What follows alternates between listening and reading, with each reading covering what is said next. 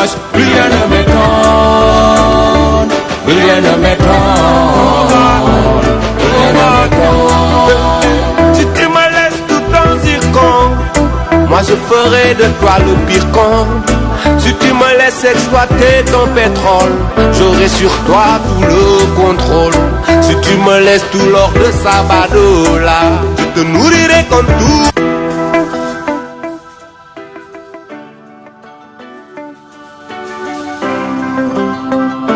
Si tu me laisses exploiter ton pétrole, j'aurai sur toi tout le contrôle. Si tu me laisses tout l'or de Sabadell, je te nourrirai comme tout Bombadella. Laisse-moi le temps de t'aveugler un peu plus. Force contre un sac à puce. C'est le parlement du président pour le tremblement du peuple. Nous sommes victimes de méthode. Rien ne m'étonne.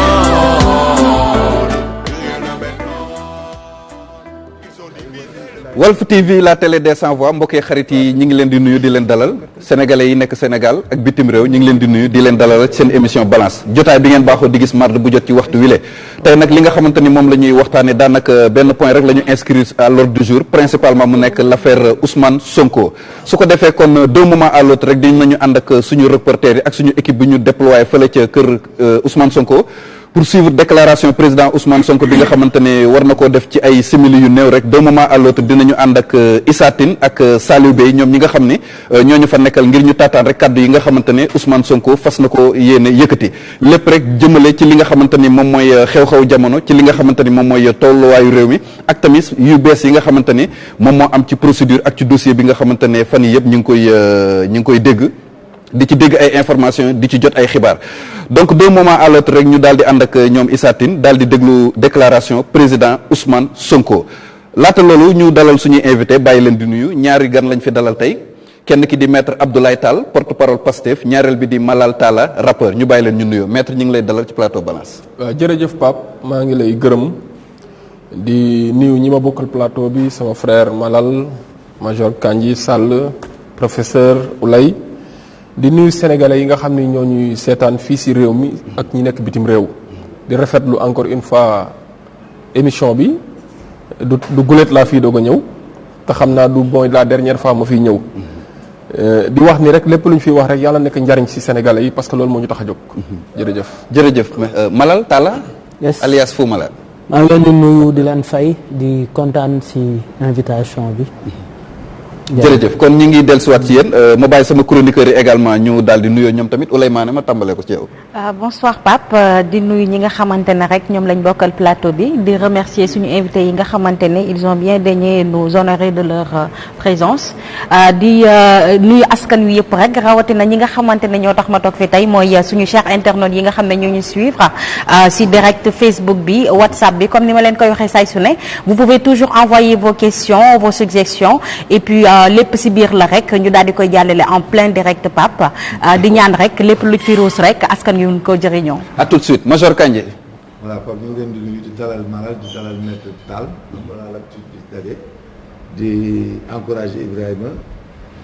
di nuyu professeur Ndiaye ak Oulay di ñaan liñ pépp lañu fa wax mu am njariñ pour askan wi. d'accord merci beaucoup Ibrahima Sall. waaw jërëjëf Pape Ndiaye ñi ngi kontaanaat daje fii si balance ñuy nuyu suñu ñaari invité yi nga xam ne ñoom sumay xarit lañ muy Malal Tall vraiment nekk koo xam ne ku am taxawaay bu rafet si ñi caabi féete ginnaaw ma koy remercier di ko féliciter di ko encourager bu baax ci liggéey bu am solo boo xam ne mi ngi koy def jëmale ko ci ñi nga xam ne ñoom la caabi féete ginnaaw lu jiitu man ma siy ñëw mu fekk ci vraiment yàqul tool bi benn yoon maître Abdoulaye Tall nekk suma xarit ma koy nuyu di ko jaajëfal di nuyu suma papa major di nuyu professeur Ndiaye di nuyu Oulay di nuyu képp koo xam ne caabi daf la féete ginnaaw sa njaboot sa famille di nuyu waa Tëngéej particulièrement waa HLM bi ma dëkk. d'accord professeur Ndiaye. merci ñu ngi nuyoo di feddali suñu coloré ci émission bi ak ñëpp ñi nga xamante ne ñu ngi koy seetaan di ñaan yàlla aussi lépp lu ñu fi wax mu nekk njëriñ pour askan bi. merci beaucoup. merci beaucoup professeur Ndiaye alors Régie bu fekkente ni Issa Tine mën nañu jokkoo ak moom rek mu defal ñu le point par rapport ak déclaration bi nga xam ne président Ousmane Sonko war na ko def d'un moment à l'autre bu dee Issa Tine mi ngi ci ligne bi ñu jokkoo ak moom mu defal ñu le point defal ñu état des lieux par rapport à la situation qui prévaut présentement chez le président Ousmane Sonko Issa Tine. waaw Pape Ndiaye ñoo ngi lay nuyu di nuyu itam mbokk yi nga xam ne ñoom ngeen dalal ci émission balance jamono ji nag ñu ngi ci kër le leader de Pastef les patriotes Ousmane Sonko ngir déclaration bu nga xam ne moom la war a jox sunu naataango yu taskatu xibaar yi ngir rek ñu mën koo taataan laata muy dem ca fa nga xam ne moo di devant le juge du 8e cabinet di Mamadou Seck ngir rek wuy ji ko niki ëllëg bu 9h jotee waaye nag Pape Ndiaye leneen loo xam ne itam demeeku nañ ko fi mu di rek les forces de l'ordre ndax nag tey xam naa ne sonal nañ ñu lool rawatina ci li nga xam ne rek moo wër kër Ousmane Sonko ndax gis nañ ne en tout cas dañu doon tere ñu accéder fi di ñu ñëwee négocier ak ñoom ba sonn itam ñu woo leen seen chef mais bi chef bi waxee itam terewul ñoom daanaka daal dinañu lànk ne nag duñ ñu bàyyi ñeneen ñi nga xam ne ñoo nekkaat ci kanam kon ñooñu téewoon ginnaaw bu chef bi waxee ñooñu mu di nag loo xam ne quand même moom la ñu nemmeeku en tout cas muy lu niti lu yéeme lu nga xam ne quand même moom lañ fi gis en tout cas ci koñ bi donc nag loolu lañ mën a nemmeeku file nga xam ne moo di kër Ousmane Sonko ñi ngi xaarandi ba xam lan lay wax ak askan bi bisub tay bi nag dañu fàttali Pape Ndiaye dimanche ni ki 5 mars 2017 jamono ji nga xam ne ci Khalifa Sall doon janox taskatu xibaar yi ca mairie bu Ndakaaru ëllëg sa ca la war a na wuy ji le juge ngir rek tuuma yi nga xam ne moom lañ gàlloon ci ndoddam dimanche boobu la sax gis nañ ne loo xam ne moom lañ fa nemmeeku en tout cas ca mairie bu Ndakaaru tey itam Ousmane Sonko ni ki ëllëg la war a wuy ji ay avocat nee nañu dina dem ginnaaw yoo waxtaan yoo xam ne amal nañ ko moom ngir rek mu dem wuy ji juge bi ñu xaarandi nag moom itam ba xam lan la war a jox askan bi ndax xam naa ne moom décision boobu le xëy na dina ci wax en tout cas ci lan moo ko motivé ak yeneen yoo xam ne fa séene na foo leeral jëmale ko ci askan bi nga xam ne ñoom ñëpp ñu ngi toog di xaar lan la le leader de Pastef des patriotes di wax ak ñoom en tout cas ñu gis ne daal ñu ngi gis dugg yeeg génn yi militants yi itam ñi nga xam ne ñoom la ñu gën a ràññee ci parti bi ñu ngi fii ku ci mel ne El Hadj Malick Ndiaye ak cellule de communication rek itam les sa garde kon ñi nga xam ne ñooy wattu kaaraange wu le leader de Pastef di Ousmane Sonko Pam Ndiaye. voilà donc Issa mi ngi noonu kon dañ lay daal di garder en référence ngi wàcc loolu kon xëy na ñu xaarandi rek ba xam ñu mën a tàmbali lay wax ndax ñu ngi koy mooy kaddu yi en direct ah. ci fi nga xam ne moo di salle bi. voilà Issa Tine bi ñu teewal fële ca kër président Ousmane Sonko ngir rek kaddu yi nga xamante ni war nañ ko yëkkati ah.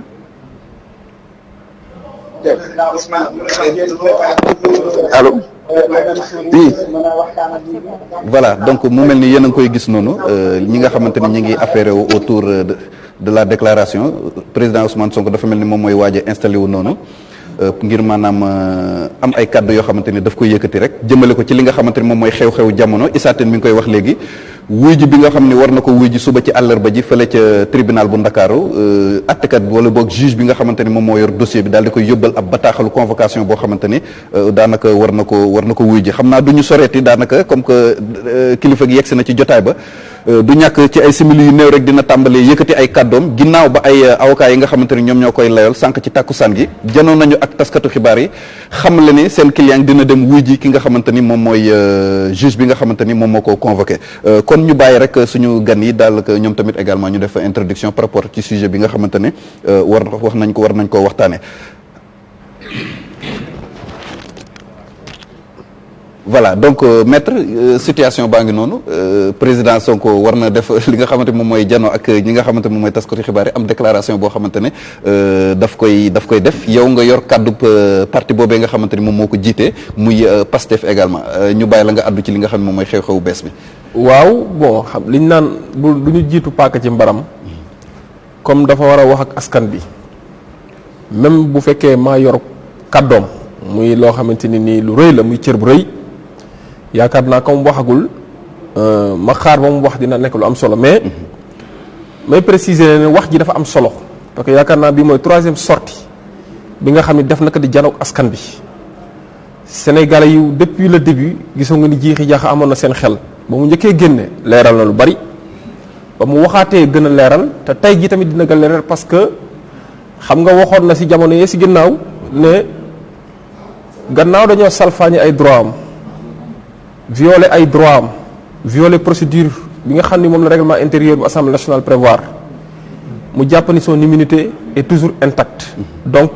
li fi jot a am est nul et de nullité absolue tey bu demee ba am ay développement dégg naa ay kilifa yu bay wax nañ ci ba samay confrères sax def nañ ci déclaration pour wax ni am na lu ñu ko conseillé waaye moom mii nday mbili gi nag moom moo ci àddu pour leeral sénégalais yi waaw ñu koy xaar rek mu àddu ci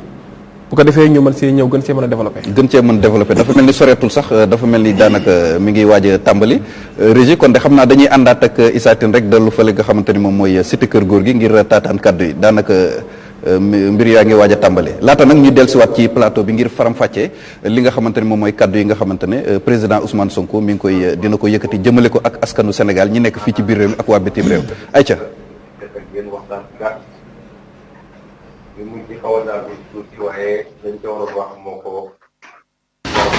li mujj xaw a naa gudd tuuti waaye lañ ca waroon wax moo ko jaroon. bu leen gërëm di leen sant yéen ñi seetaan ñëpp di gërëm it suñu mbokk journaliste yi fi teew tey di doore sama wax ci ñaari wax yu am solo yoo xam ne benn boroom xam-xam bu ma seet si fan yee daf ma ko wax. dama ci jamono ji nga toll ku la ne waroo wax danga war a noppi du sa mbokk ndax ña ka daan def ba wax bu jotee waxuñu toll nañ fu ñu bëggee wax mënuñoo wax. ñaareel bi mooy ku la topp di la puus naan la li tubaab wax j'ai confiance en la justice du sa mbokk ndax boobu foo koy wax day fekk mu am justice bu indépendante surtout nag bu dee dossier boo xam ne dafa am cëslaayu politique mais yokk ci ni ñun de wóoluwuñu justice su Sénégal waaye wóolu nañu ay magistrat ci biir justice Sénégal ndax lii histoire u Sénégal dafa biral ni musuñu fee gis dossier boo xam ne politique da cee fës justice àddu ci ñoo xam ne wute naag ni pouvoir exécutif mooy ni ki jiite réew mi bëggee soo amee it ay exception la moo tax ñu ne bëri na ñoo xam dañ daan il faut ñu wóolu justice ñun de wóoluñu justice te loolu dañ ko am firnde yu wóoruñ ko teg waaye ci biir justice wóolu nañu ay magistrat ndax foo dem diñ fa gis ay nit ñoo xam dara mun leen këf dara mun leen yóbbu ñuy def waxtaan bi loolu ubbi la woon di ko jagleel sénégalais yépp waaye rawatina ñi nga xam ne nag dañuy suñu soppe ñu jaral leen bëree bëri waaye di ko yaatal nag ndax toll nañ foo xam ne sooy wax opinion bi yépp ngay waxal ñépp lay déglu ku la bëgg ku la bëggul ku ànd ak yow ku àndut ak yow ñu ciy sant yàlla nag bu ñu yàlla yóbboo bu foofu ndax juróomi at ci gannaaw rek wala juróom benni at ba ñuy door kenn xamuñu ci Sénégal di leen wax ni yéen sénégalais yi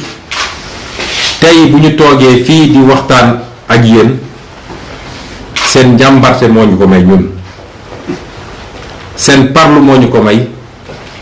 waaye seen jàpp bi ngeen jàpp ci suñu xeex moo ñu ko may ndax su du doon loolu rek defe naa lundi 8 def na léegi presque léegi mu def weer bu dul woon seen taxawaay lundi 8 googu la ñuy jël Ousmane Sonko ne ko caax tey duma toog fii di waxtaan ak yéen ñu leen ciy gërëm di leen ci sant ndax loolu kóolute gu mag la te defe naa mun nañ ne guléet la ci Sénégal guléet la ci Sénégal nguur yëkkati li muy yëkkati bu ko sotti ci nit ak ko munti doon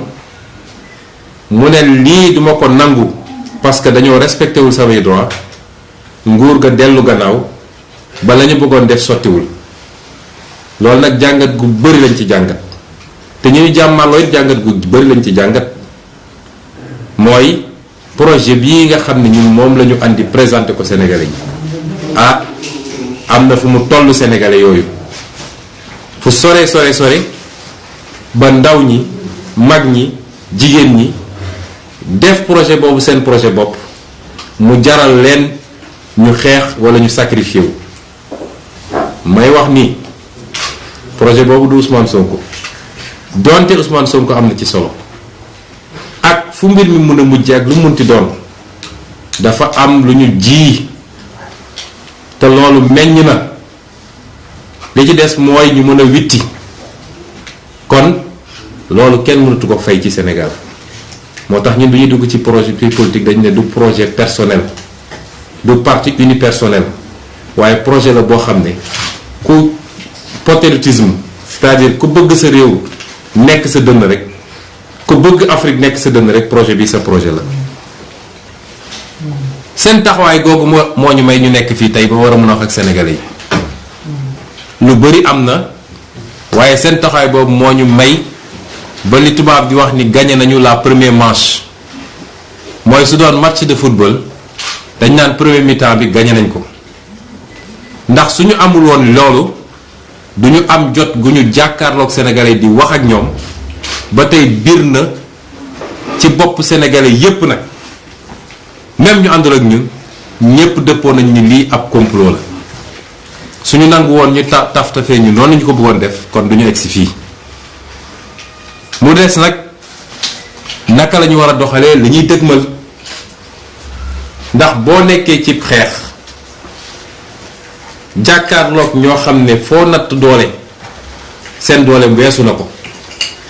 ci xarale li ñu yor ci alal gu ñu yor ci li ñu yor ci ay service moo xam administration moo xam police moo xam justice moo xam leneen ak leneen ñu téye ko seen loxo moo xam it lu ñu yor ci ay moyens yoo xam ne mën nañ koo jaarale ci ay nit ñooñu dem toogal leen di leen wax loo xam ne dañuy fexe ba nërmal xelu sénégalais yi li ma ni wax yéen sénégalais yéen a ma ko gën a xam soo jàmmaarloog ñu mel noonu dafay laaj saa su ne étape boo toll nga taxaw xayma xool lu mu méngoog démarche parce que xeex bi doole dina ko gañe de waaye li koy gën a gañe mi ngi jóge ci xeltu boobu nag nga xam ne ñoo ngi koy saxal te wéetuñu ci moo ñu andi ba ñu xool ni ñii ñu jàmmaar lool muy Macky Sall ak ñi mu ay taalibe mi muy yónni ñu koy defal lan mooy objectif am mooy lii lépp lan la ciy wut parce que loolu buñ ko leeralee rek lépp lu ñuy doxal ci xeex bi dinañu xam fu ñu koy teg ma tontu ni ñoom dañoo amoon li tubaab di wax objectif principal mooy dañu amoon lu leen tax a jóg loo xam ne mooy seen yitte bi gën a rëy yitte boobu mooy lan mooy fexe ba ala kulli xaal 2024 Ousmane Sonko du doon candidat élection présidentielle li may wax dafa am solo na ko ñëpp jàpp parce que suñu comprendre ñoom ni ñuy doxale rek dañuy bàyyi xeex bi am solo bi nekk ci xeex yu ndaw ndawaan yi lay seen mbébét ñoom la leen tax a jóg ak leen tax a dugg ci lii lépp mooy nu ñuy fexee ba gàllankoor Ousmane Sonko ba 2024 fa ñuy taxawee di laaj réew mi moom du fa taxaw di ko laaj nañ ko defee woon ci gannaaw ak ñeneen muy Karim Wade ak Khalifa Sall loolu rek mooy objectif bu objectif boobu weesoo am na lu tubaab di wax objectif secondaire mooy loolu mooy seen farata ñoom am na peut-être sunna bu ci tegu mooy nañu fexe ba gàkkal ko ba tilimal ko ba sénégalais yi ne kii du nit bu baax ñaar yooyu mooy seen objectif bu njëkk ba nag moo leen gën a tere nelaw moo leen andil lii lépp boo xamee loolu nag ca doxalin bi ngay doxal da ngay fexe ba may leen ñoom lu leen yombalal loolu moo tax ñetti fan yi ñu jóge déglu naa ñëpp fu ne Sénégal nit woo na ma fa fu ne Sénégal nit jóge na fa mu jaral ko léeg-léeg mu taal otoom wala def délégation wala bokk ak association wala parti politique am démb fii ci salle bii recevoir naa si waa opposition nga xam ne dañoo bokk ci FRN recevoir naa waa société civile ba ci tey la mujj ak ñoom Alioune Tine recevoir naa fi ay kilifa diine ñoom Mama Matar Gueye ak ñoom Abbé Jacques Seck recevoir naa fi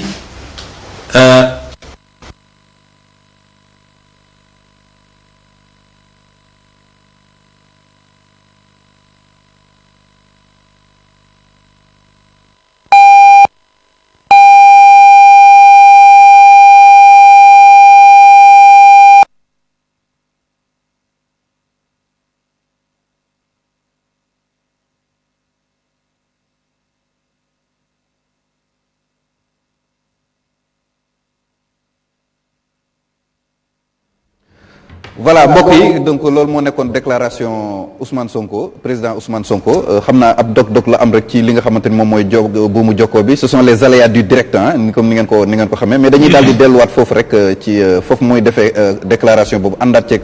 Issa Tine suñuy techniciens ñi ngi affairé wu pour remettre li nga xamante ni moom mooy buumu jokkoo bi foofu noonu régie kon bu fekkente ne mbir mi nekkaat na en place rek ñu daw delluwaat gaaw taataanaat ay kàddoom kàddu président Ousmane Sonko balaa dara du ñu ci rëcc déglu ko kàddoom yi nga xamante ne dina ko yëkkati mën nañu wax ni sax li nga xam ne moom mooy ay kàddoom yu mujj laata muy wuy ji fële nga xamante ne moom mooy juge bi ndax lu ne mën na faa xew ci diggante bi donc kaddu yi mu yëkkati kay kaddu yu am solo la mu nekk troisième déclaration boo xam ne président Ousmane Sonko dina ko yëkkati di janoo ak askanu Sénégal moo xam ñi féete fii ci biir réew mi moo xam également ñi féete tam bitim réew ngir maanaam décliner li nga xamante ni moom mooy position am ak yéenem ak tamit également li nga xamante ne moom mooy mboolem ñi nga xamante ne ñi ngi koy yéene jàmm ay andi jàmmam ay militant am yu nekk Pastef ay sympathisant am ñi nga xamante ne dañ ko bëgg di ko jàppale saa su nekk rek muy yëkkati ay kaddu ngërëm en tout cas am na ay quelques points yoo xamante ni jotoon na fi génn donc bu fekkente ni baax na rek à tout moment ñu dem jëlaat déclaration bi kaddu yi ci jot a tootaan am na ay tomb rek yoo xamante ni daanaka mën nañ ko ci jot tënk yoo xam ne dañ leen ni tànn ci biir kon ñu dem dégluwaat waaye ñii suñu bëggee def seen yëfu salte depuis procureur moom tuddatuma ay turam comme mi ngi toppatoo sama biir ménage di woo ay nit di wax lu jëm ci sama biir ménage procureur boobu mënatul assurer benn garantie pour procureur de la république yàkkamti gu mu yàkkamti woon xam nga gaynde gu xiif yàkkamti gu mu yàkkamti woon jot ci Ousmane Sonko moo andi vice de procédure yi am ci dossier bi yëpp wala bukki bopp ndax sax jox ko gaynde sax day rëy waaye procureur boobu ba ci la ñuy tànn ci juge d'instruction lii dinaa ci condamné nit loolu dàqantewul nag ak li ma wax bi may ubbi ni man wóoluwuma suñu justice waaye wóolu naa ay magistrat yoo xam ne dañ leen di tànn ci biir waaye ñii suñu bëggee def seen yëfu salte depuis procureur moom tuddatuma ay turam comme mi ngi toppatoo sama biir ménage di woo ay nit di wax lu jëm ci sama biir ménage procureur boobu mënatul assurer benn garantie di procureur de la république la yàkkamti gu mu yàkkamti woon xam nga gaynde gu xiif yàkkamti gu mu yàkkamti woon jot ci Ousmane Sonko moo andi vice de procédure yi am ci dossier bi yépp wala bukki bopp ndax sax jox wax ko gaynde sax day rëy waaye procureur boobu ba ci la ñuy tànn ci juge d'instruction ba la ñuy tànn ci juge yi war a àtte état wala Macky Sall ak ay ñooñam bu ñu yëkkatee ab dossier loolu yëpp dañ ciy tànn ñu leen fay toogal ba defal leen li ñu bëgg a def moo tax dama ne li ma wax ni dàkkantewul ak li ma njëkk a wax waaye ñu dellu ci dossier bi ñoom li ñu jàpp mooy dossier bi dossier bu vide la dara newu ci te li Sénégalais yi gisagum yépp jëm na ci côté boobu comme am dossier bi dara newu ci ñun am na benn piège bu ñu war a moytu benn ndëgg sërëxal mooy ñu may leen fu ñu créer beneen dossier ci biir dossier bi parce que loolu mooy seen mbëbët yépp nag tey xam nañ ni dossier bi yëkkati nañ ko defe naa mujj naa dis ci ñoom suñ ko mënoon yebbee ko waaye dañoo ñëpp ànd ak jàpp nañ ni bu leen bii rëccee dootuñu am fu ñu mën a jàppee Ousmane Sonko moo tax ñu continuer li ñuy def la ñu gis ñoom mooy bu ñu leen may fu ñu créer dossier ci biir dossier loolu mooy lan mooy tey bu ñu nee demuñu uyu ji def nañ ko benn yoon xeex ak ñoom yàlla am lu ñu ci may nun xeexuñoo ak ñoom ndax sama kër gi génnuma fi waaye ñi nga xam ne sopp nañ ñu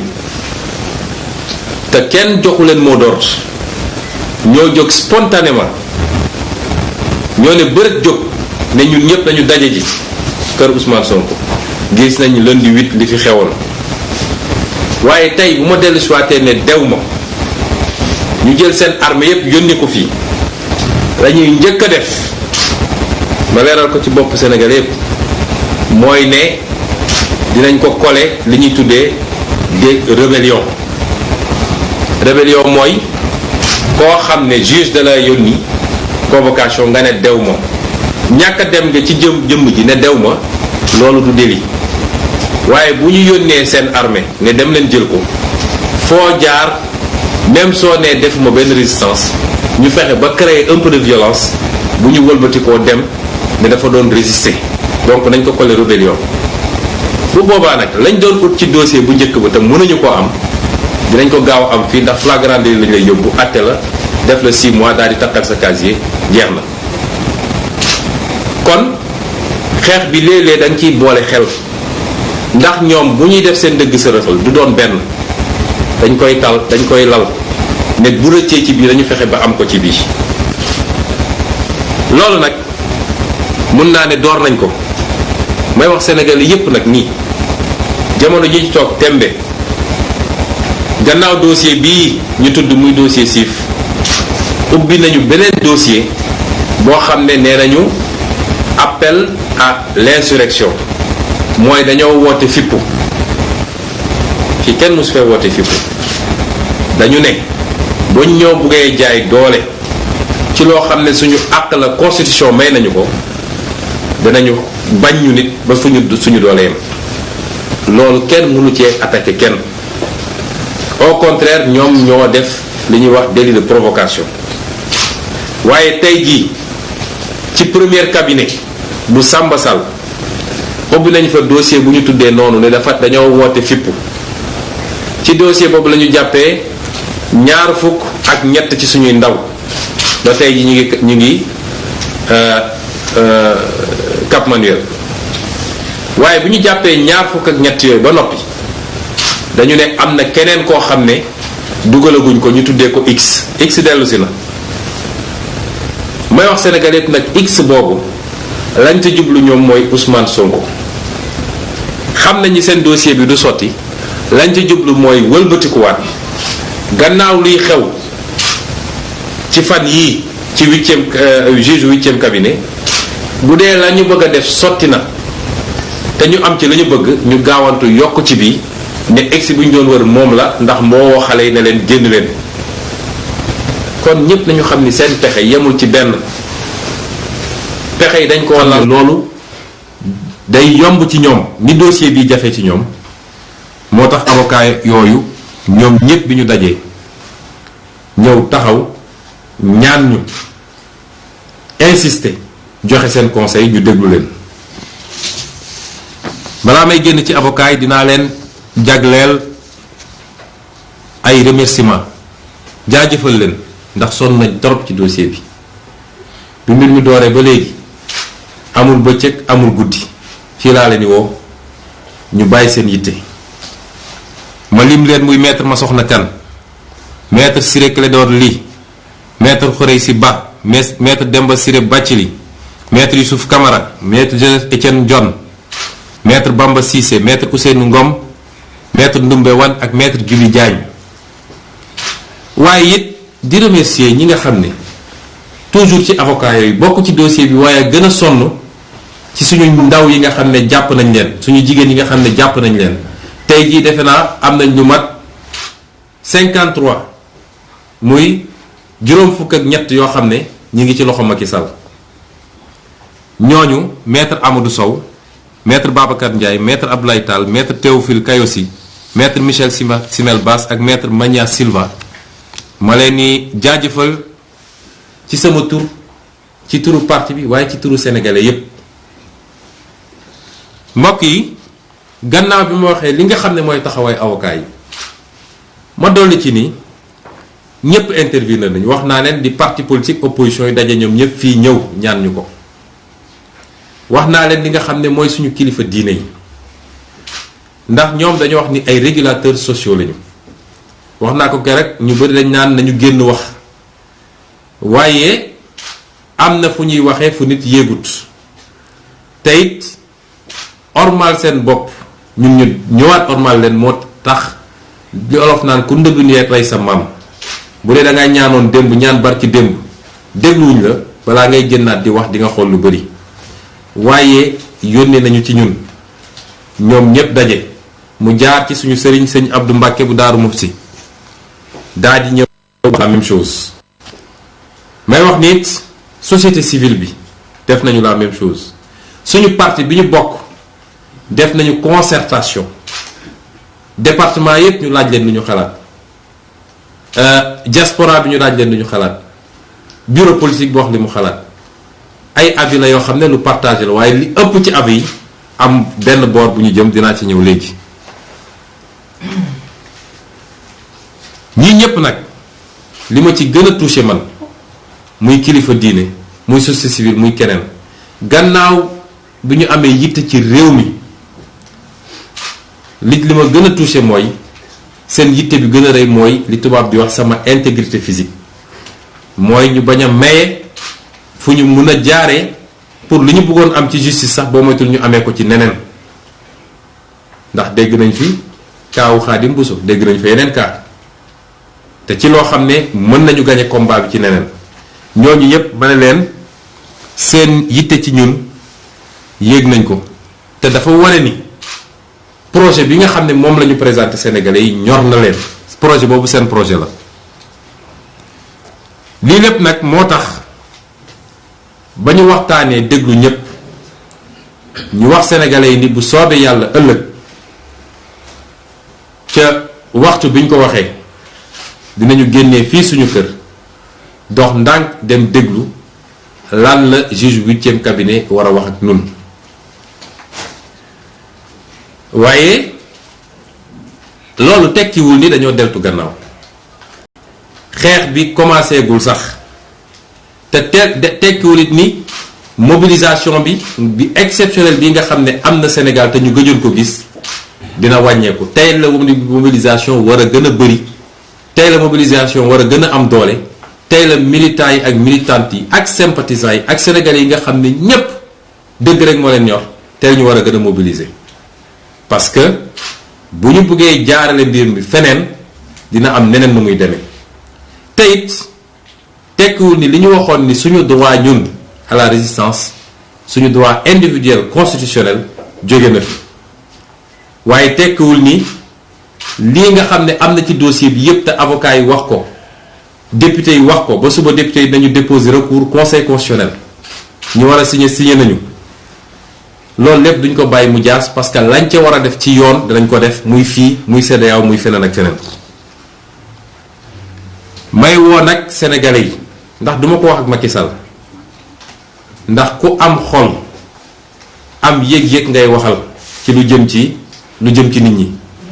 ñii nga xam ne jaay nañ leen doole muy suñu otage politique yi ne sénégalais yëpp addu na leen Macky Sall bàyyi rawatina nag ñi nga xam ne jigéen lañu tey jii dañoo fas yéene woon démarrer grève de la faim ndax ñu ngi leen di pamti ku ñu jàpp àjjuma ba tey yóbbu leen delloosiwaat leen déglu sax defuñu leen ko lépp pour métital loolu taal na ay réew yu bari parce que jaay doole ci anam yi baaxul man maa leen ñaan ne leen bu leen grève de la faim ndax dama jàpp ni bokkul ak suñu gëm-gëm waaye li gën a garaaw mooy ku toll ci xeex dangaa soxla sa doole waroo affaiblir sa bopp te am naa ñëwante bu rëy ci ñoom nag ndax dama koy natt ci sama bopp moo tax ma ñaan leen ko waaye du lu ñu bëgg a génne ci xeex bi may wax tamit suñu police nationale wax naa ko keroog ci sama discours police bi ñun ñëpp la fi nekkal am na lu xew fii keroog sama kër te duñ ko bàyyi ndax def nañu lettre démenti retiré waat ko lu toll police nationale ñu war a jël jumtukaay yoo xam ne tey waroon nañ ko yóbbu ci xool ni ñuy xeexee Samba Boy yi ni ñuy xeexee terroristes yi ñu ñëw teg ko ci buntu kër Ousmane Sonko di ko espionner di ko filmer moom ak ay njabootam ak képp ku dugg ci kër gi ak ku génn ci kër gi loolu rafetul ci Sénégal te du kenn ku leen yónni ku dul Macky Sall ci dossier boo xam ne nee nañu dossier privé la bi loolu amee ba tey harcelé nañ ñu menacé nañ ñu dañuy ñëw par force dugg ci kër gi parce que dañoo am jumtukaay bu ñu ñàkk bu ñu wàcc fi keroog te il faut ñu jot ko bi ñëwee fi nee naa leen gisuñu jumtukaay boobu loolu doyul yónnee nañu ay médiation waaye ba tey ñi ngi ca loolu ñun nag dinañu constater par voie d'huissier su jaree ñu porter plainte police nationale dañ ko def xam naa ni police nationale wax naa ko keroog di ko filmer moom ak ay njabootam ak képp ku dugg ci kër gi ak ku génn ci kër gi loolu rafetul ci Sénégal te du kenn ku leen yónni ku dul Macky Sall ci dossier boo xam ne nee nañu dossier privé la harcelé nañ ñu menacé nañ ñu dañuy ñëw par force dugg ci kër gi parce que dañoo am jumtukaay bu ñu ñàkk bu ñu wàcc fi keroog te il faut ñu jot ko bi ñëwee fi nee naa leen gisuñu jumtukaay boobu loolu doyul yónnee nañu ay médiation waaye ba tey ñi ngi ca loolu ñun nag dinañu constater par voie d'huissier su jaree ñu porter plainte police nationale dañ ko def xam naa ni police nationale wax naa ko keroog ay patriotes ñoo ci nekk ñoo ci ëpp waaye les gradés de la police laay wax bu leen nangu ñu jouer le rôle boobu compétition politique c'est entre les acteurs politiques suñuy jumtuwaay réew bu ñu ko jël di ko boole ci compétition politique day andi compétition déloyale Macky yor police yor gendarmerie yor lépp war a jàmmaal ñoo xam ne seen parti rek lañu yor ak seen discours loolu rafetul ci réew mi la tax nag ñuy insister ñoom xam nañu ñun xam nañu buñ ñu wax loo ngir yàlla waaye loolu dafa doy nañu bàyyi di utiliser moyen état bi di espionner ay citoyens tey amul benn citoyen sénégalais boo xam ne yaa ngi ci sécurité ñépp Macky mu ngi leen di espionner ñépp nag waxuma la sax ku ne ànduma ak moom waaye ñi mu àndal sax mu ngi leen di espionner ba kañ dañ koo dénk lii pour mu tabax réew mi na yem ca loola di wax tamit ni Sénégal amul kenn koo xam ne tey umpale nga ni lii complot la ak manipulation médiatique bi ñu def yépp chargé plateau yi lu ne ñu wax ko tey soo jëlee sénégalais téeméer boo jël juróom-ñeent fukk yi nee nañ la lii complot la te bis bu nekk nag yàlla tojal leen lu bees loo xam ne foogewuñ ko woon ba tey ku déglu live Pape Alé Niang bi keroog bi may wax junj naa ne laaj leen Macky Sall ndax xam na Adji Sarr seede bi tey ñëw na ndax xam na ko moom Macky Sall ndax recevoir na ko en tout cas génn na ci gémmiñu Adji Sarr ñu moom Macky Sall recevoir na ko te benn autorité APR moo ko fa yóbbu ci li mu leen wax moom mi ne moom amul taaw comploté moo wax sénégalais ni ki ngeen dénk réew mi mu ne mooy président de la république ci day wàcc ba ci caniveau yi di comploter contre ses adversaires politiques ci ni mu gën a ñaawe loolu fës na tey fi may daanelee nag mbokk yi mooy di gën a soññ yéen ñépp ma leen gën a soññ xeex bii ñun de mën nañ ci ñàkk ay dunq waaye Macky Sall dina ci ñàkk nguuram ci nii wala ci nële dugg na ci loo xam ne amul tey benn sénégalais bu ko nangu wala bu ko rafetlu amul kon xeex la ba fu xeex bi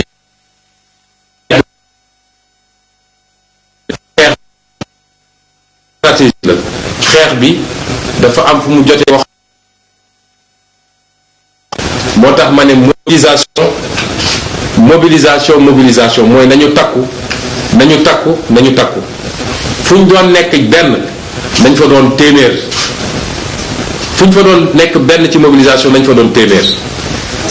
di gërëm nag mouvement également xam ne ñëw nañu docteur Babacar Diop FDS ak Doyna ak Ñoo Lank tous ces mouvements citoyens parti politique yi nga xam ne jël nañ seen initiative ba démb am nañu conférence de presse ñoom Bougane ñëpp ak ñi vraiment tous les partis politiques su ma limee rek juum ñi taxawoon assemblée nationale lu ne ñu daj ko ci ñoom ñëpp nag député opposition yi ñoom ñëpp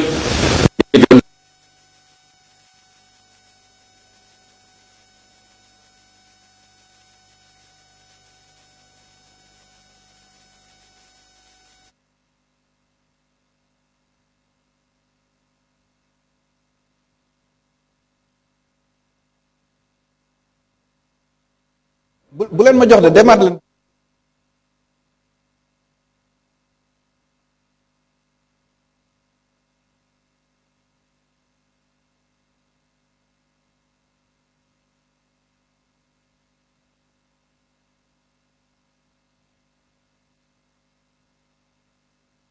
Par la justice dans le sens de celui de quel que soit le prince qui est là, mais en l'occurrence aujourd'hui, M. Macky Sall. Nous ne croyons pas cette justice, je ne crois à certains magistrats. Il y a des magistrats compétents qui font quoi? Communiquer, édifier le peuple à chaque fois que nécessaire. Il faut communiquer parce que ceux qui sont avec nous, ceux qui nous suivent, mais l'opinion a besoin d'avoir des arguments. Chacun fera l'interprétation qu'il veut, le traitement qu'il veut, mais il faut communiquer, mais ne pas laisser communiquer à votre place. Particulièrement la contre-communication. Il a raison parce que on n'a jamais vu un dossier politique